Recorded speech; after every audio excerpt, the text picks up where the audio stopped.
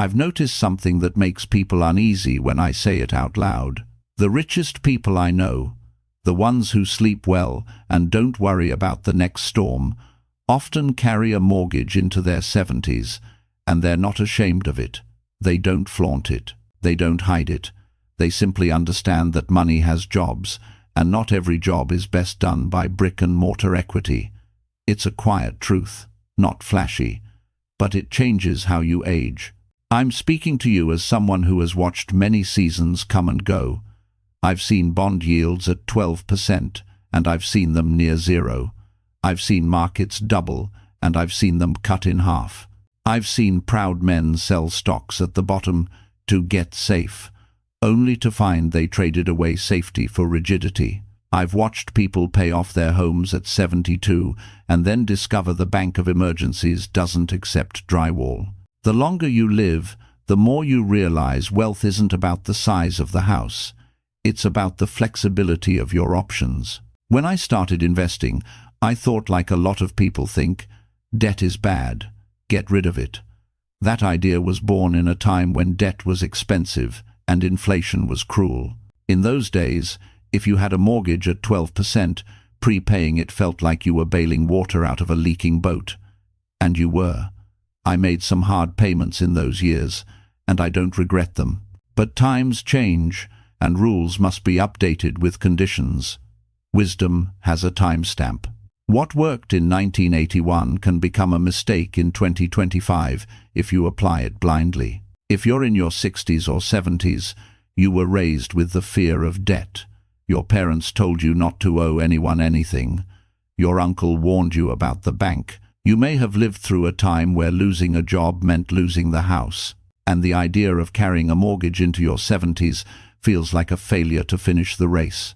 That feeling is real. It's not foolish. It's human. Debt is not just numbers. It's emotion.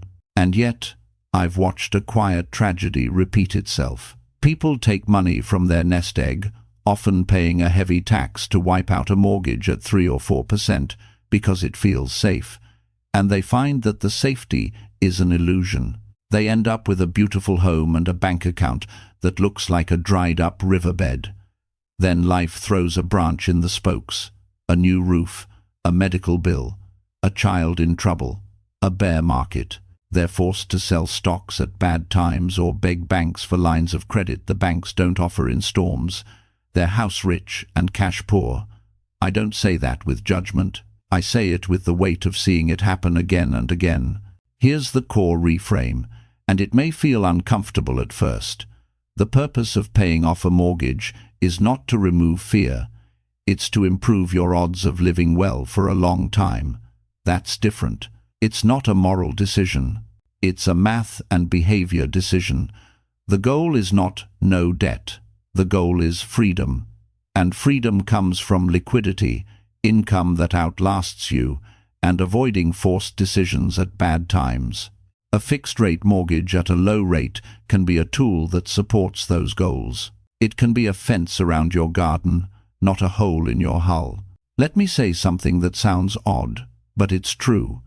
A fixed-rate mortgage in a world with inflation is a slowly shrinking promise you make to the bank. The dollars you pay in year 15 are not the same dollars you paid in year 1.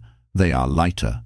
If your mortgage is at 3% and inflation averages 3%, the real cost of your mortgage is near zero. Your payment doesn't go up with inflation, but your social security and your dividends might. That's not philosophy. That's just how numbers age. The simple math isn't impressive. It's not supposed to be. It's boring math. And boring math is the kind that quietly builds wealth. Let's say you're 70. You have a $200,000 mortgage at 3%. The payment principal and interest is roughly $843 a month. That's about $10,100 a year. If you write a check for $200,000 to pay it off, you feel great for a week. No more payment. You'll tell people you're debt-free, and they'll clap. But you've also turned a flexible $200,000 into an inflexible wall. It sits in your house. It doesn't create cash flow. It doesn't help when the market dips and you need money without selling shares at a discount. Now, take that same $200,000 and put it to work in safe places that, historically, have offered returns above 3%. Even a modest 5% return, hardly heroic, produces $10,000 a year before taxes. In other words, that boring return essentially covers your mortgage payment. It's not fancy, it's just arithmetic. Over 10 years, that $200,000 compounds, and inflation quietly melts the real weight of your mortgage payment. You still have your home, your liquidity, and perhaps the ability to pay for the unexpected without fear. And the unexpected has a way of showing up when you haven't made coffee yet. People often ask, but isn't it risky to keep debt in retirement? It can be if your mortgage is adjustable, if your rate is high, if you have no cash buffer, or if the payment is so big that it dictates your life. Those are real risks. But the presence of a fixed, low-rate mortgage with a manageable payment can actually reduce risk because it lets you keep your cash. Cash is the oxygen of retirement. You don't notice it until it's gone. Think about sequence of returns. Risk another boring phrase with life-altering consequences. If you pay off your mortgage by selling investments and the market drops afterward, you've fed your safest asset, your home, at the worst possible time by starving your most flexible asset, your cash. Meanwhile, your investments no longer have the chance to rebound and compound. I knew a man named Frank who did exactly this in 2009. He sold good stocks near their lows to wipe out his mortgage. He felt smart for a month. Then the market recovered, and he missed the snowball. 10 years later, he had a roof that didn't leak and an account that did. He tried to get a line of credit for a medical expense. The bank said no. He ended up taking a reverse mortgage he didn't like. None of it was necessary. He confused certainty with safety. It's a common mistake. Now, I'm not saying every retiree should carry a mortgage. I'm saying payment decisions are tools, not ideology. Good carpenters know when to use the hammer and when to use the wrench. You don't swing a wrench because your father did. You use it because it fits the job at hand. So, let's talk about how to think through this calmly, patiently, like a farmer planning for winter. First, consider time. People underestimate how long they may live. If you're 70, it's not unusual to have 20 years ahead. That's 2 decades of compounding slow, steady, boring. 2 decades of inflation eroding fixed payments. 2 decades where liquidity keeps you flexible.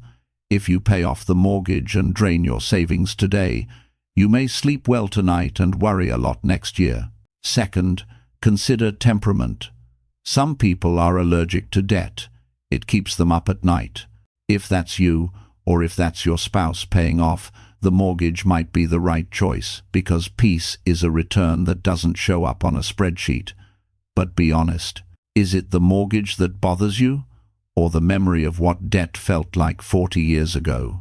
A fixed 3% payment that fits inside your Social Security and pension with a cash buffer for the unexpected is not the same beast as a variable rate loan at 12% when you're young and vulnerable. Don't let old fear govern a new reality. Third, rate matters. If your rate is low, 3 to 4% history is on your side. A reasonable, diversified mix of income and equities has a good chance of beating that over long periods. If your rate is high, 7 or 8%, the conversation changes. There's nothing noble about paying more than you have to for money. In that case, reducing the mortgage or refinancing, if possible, becomes more attractive. Again, not ideology. Fit the tool to the job. Fourth, taxes matter, but don't let them run the show. Many retirees take the standard deduction. Their mortgage interest may not get them extra tax benefits. Pulling large sums from traditional IRAs to pay off a mortgage can push you into higher tax brackets, trigger Medicare surcharges, and create a bill that lingers longer than your relief. I've seen people pay 30 cents in taxes to save 3 cents in interest. That's not financial prudence. That's a panic response in a suit. Talk to a tax professional before you make a big move. When you're older, mistakes cost more because you have less runway to correct them. Fifth, build a moat. If you keep a mortgage, create a dedicated payment bucket. Set aside 3 to 5 years of mortgage payments in safe, boring assets, treasuries, insured CDs, high-quality short-term bonds. If your mortgage is $1,000 a month, park $36,000 to $60,000 where it won't get blown around by market weather. Set up automatic payments from that bucket. When the market is down, don't sell stocks for the mortgage. Consume from the bucket. When the market is up, refill the bucket. This is how adults run a household, not by reacting, but by preparing. Sixth, remember that partial victories count. You don't have to choose between 0 and 100. You might pay down the mortgage to reduce the payment to a level that feels comfortable, then stop. Or you might keep the mortgage but increase your cash cushion. Or you might refinance a high-rate loan into a shorter-term, lower-rate payment if that exists for you. Money isn't binary. Flexibility beats purity. I'll tell you a quiet story. A couple I knew, Mary and Joe, were 71 and 73. They had a $280,000 house with a $110,000 mortgage at 2.9%.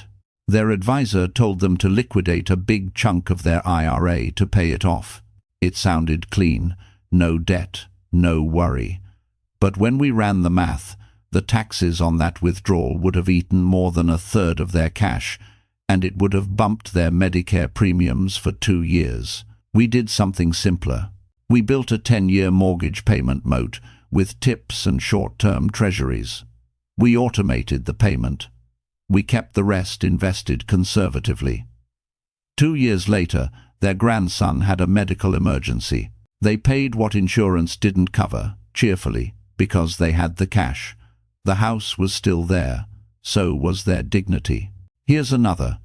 A widow named Elena lost her husband suddenly. He had insisted they pay off the mortgage with a lump sum because he didn't want to leave her with a payment. He loved her, but he left her illiquid. When she needed to replace the car and help her daughter through a rough patch, she had to sell investments in a bad market. The pain wasn't the payment. The pain was the lack of choices. Love misapplied can cause harm. Let's do 2 more lines of boring math to bring this home. Suppose your mortgage is $300,000 at 4%, 60 payments into a 30-year loan. Your payment is about $1,430 a month. Call it $17,000 a year. If you pay it off, you commit $300,000 of cash. If you don't, and you can earn 5% on that cash, that's $15,000 a year in interest before taxes, close to covering the payment while the principal remains yours. Meanwhile, inflation chips away at the real cost of that $1,430. 10 years from now, that same $1,430 might feel like $1,000 does today. This isn't magic, it's time. Now, let's talk about risk that doesn't show up on spreadsheets. The risk of being forced. A paid-off house can still force you. You can't peel off a bedroom to pay for a pacemaker. Banks can tighten home equity lines in downturns. Reverse mortgages exist, but they're complex and often expensive. The best time to secure liquidity is when you don't need it. The worst time is when you do. If you keep a mortgage, keep a line of credit you don't touch, or keep more cash than your younger self would have. Redundancy is not waste. Redundancy is resilience. People ask me, what would Buffett do? I don't speak for him, but I'll tell you what his habits have taught me. Use simple math, avoid unnecessary risk, and let time work. He didn't get rich by racing. He got rich by not interrupting compounding. Interrupting compounding to satisfy a feeling while ignoring the math and the time horizon is like taking a hammer to a snowball halfway down the hill, because you don't like the wait. It's costly and avoidable. There's psychology at the core of this. We value the feeling of being done more than the reality of being prepared. Writing that last mortgage check feels like crossing a finish line, but retirement isn't a finish line. It's another marathon with fewer water stations. The early miles feel easy. The late miles punish mistakes. Patience and cash keep you upright. Some will say, "But I hate seeing that monthly payment." I understand. Then make it invisible. Automate it. Treat it like property taxes or insurance, known, predictable, and funded. I've found that people don't fear what they've planned for. They fear what they've ignored. Here are a few quiet, lived lessons that might help you find your footing. If your mortgage rate is below your reasonable, long-term expected return, and your payment fits comfortably inside guaranteed or highly reliable income streams, there is no prize for racing to zero. The prize is sleeping with cash in the bank and investments compounding while your payment slowly shrinks in real terms. If your mortgage is adjustable or above 6 or 7%, it's not a tool, it's a leak. Fix it. Refinance if you can. If you can't, consider partial repayments that reduce the pain without draining your reserves. Don't let pride stand between you and a spreadsheet. Avoid big taxable events that solve a small problem. Paying off a mortgage by raiding IRAs or annuities can cost more in taxes and penalties than the interest you're trying to escape. Invisible costs are still costs. Don't count on a bank for help in a storm. Lines of credit and reverse mortgages can be part of a plan, but not the plan. When the tide goes out, the rules change. The only money you control is the money you already have. Build a payment moat. 3 to 5 years of mortgage payments in cash-like instruments takes the power out of the what if. Refill it when markets are kind. If you do nothing else, do this. Don't confuse movement with progress. Throwing extra principal at a 3% loan when cash yields 5% is an emotional win and a financial draw at best. If you must, set a rule. For example, no extra principal when cash yields more than the mortgage. When yields fall below, reconsider. Write the rule down. Remove the daily decision. Consider the spouse. If one of you is the money person and the other is not, design for simplicity that survives you. If the surviving spouse will never sleep with a mortgage, buy peace now, perhaps with a partial payoff and a clear, written plan for how the remaining payments are auto-covered. Clarity is love in retirement. Remember why you wanted the house. A home isn't an investment strategy. It's shelter, memories, and stability. Don't turn it into a forcing function because you were too proud to carry a small, fixed payment. The house should serve you, not the other way around. We're talking about a long horizon here. 10, 20 years. Your 70s can be full. Your 80s can be meaningful. You may help a grandchild start a business. You may need a medical procedure that changes your life. You may simply want to sit by a window and not worry whether the market is up or down today. Liquidity gives you that. There is nothing weak about holding more cash than you used to. There is wisdom in it. Imagine 2 futures. In the first, your house is paid off. You have limited cash. When a surprise arrives, you have to sell assets during a bad market or take whatever credit is offered. Your options are brittle. In the second, you carry a modest mortgage at a low rate. Your payment is funded for years in safe assets. Your investments continue to work. When a surprise arrives, you reach for the payment moat or your cash reserves and keep your portfolio intact. You call your grandchild and tell them you can help. Your options are alive. Which life feels freer, the one with no payment or the one with no panic? People sometimes say, "I just want certainty."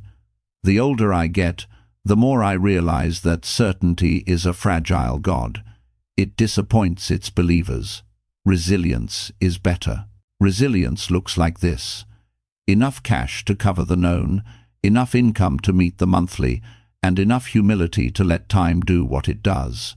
In that world, a small fixed mortgage is not a threat. It's a known input to a known plan. If you want a rule of thumb, here's a gentle one. If the mortgage rate is below your expected conservative investment return, if your payment is less than a quarter of your dependable retirement income, and if you can set aside at least 3 years of payments in safe assets, keeping the mortgage often improves your resilience. It keeps your cash optionality, protects you from selling into downturns, and lets inflation help you. If any of those conditions fail, high rate, too big payment, no cash moat, fix the weakest link, reduce the payment, refinance, or build the cash buffer. It's not all or nothing. One more story, because stories stick longer than numbers. A farmer I knew carried a small mortgage on land he bought in his 50s. He could have paid it off in his 70s. He didn't. He said, "I'd rather keep my seed than polish my fence." The fence didn't feed him. The seed did. He kept enough cash to plant every spring no matter the weather. Some years the crops were thin. Some years they were fat. He slept the same. He lived to 93. That's the heart of this. Keep your seed. Polish the fence only if it makes the planting safer, not just prettier. Let me offer a calm vision of what the next 20 years can look like with this mindset. You wake up in a home you love. You make coffee. Your mortgage auto-pays from a boring bucket that you refill once a year when markets are kind. You get a monthly check from Social Security and perhaps a pension. Your investments throw off dividends and interest, some of which you sweep into the payment moat. You spend a little less than comes in. You don't watch financial news with your blood pressure cuff on. When a storm hits the market, you don't scramble. You tell yourself, "My roof is paid by my moat. My groceries are paid by my checks. My future is not for sale today." When a family need arises, you meet it with grace, because you didn't lock your future inside your walls. And if, one day, you decide you're tired of the payment, you can pay it off then, when the market is up and the tax hit is manageable. You chose. That's the point. You weren't forced. Quiet wealth is built on avoidance of forced decisions. Big money is made in the waiting, and big peace is earned in the planning. I'll end this the way I started. The richest people I know often carry a mortgage into later life, not because they can't pay it off, but because they understand that wealth is not an absence of payments. It's an abundance of options. They keep cash. They keep income. They keep time on their side. They let boring math and inflation do some of the work, and they sleep. If you enjoy this kind of quiet, long-term thinking, you might enjoy what we do here at Quiet Wealth. You're welcome to subscribe. Before I go, let me speak to the fear that still may be sitting beside you. If you feel guilty about keeping a mortgage, remember that money is a tool. Tools are judged by outcomes. If your plan gives you more peace, more flexibility, and more dignity, it's a good plan. If your plan robs you of sleep and cash so you can brag about a balance of zero, it's not a good plan. Adults don't need to impress anyone. They need to care for the people they love and for the person they will be 10 years from now. So, here's your homework, and it's gentle. Write down your mortgage rate, your payment, your dependable monthly income, and the cash you can set aside as a moat. Ask yourself if the payment can be funded for the next 3 to 5 years without touching your stocks. If yes, consider keeping the mortgage. If no, fix what's fixable: rate, payment, or cash, and don't rush. Consult a professional who isn't trying to sell you anything. Make a plan you can explain to a 12-year-old. Then live it. Boring plans compound. Pretty plans explode. I've made mistakes. I've paid off too fast and I've held too long. What time has taught me is that the calm path usually wins, the quiet path. The plan that respects fear but obeys math. The plan that keeps oxygen in the room. Wealth isn't a finish line. It's a way of traveling. Carry what you need. Keep what keeps you free. and let the seasons do their work.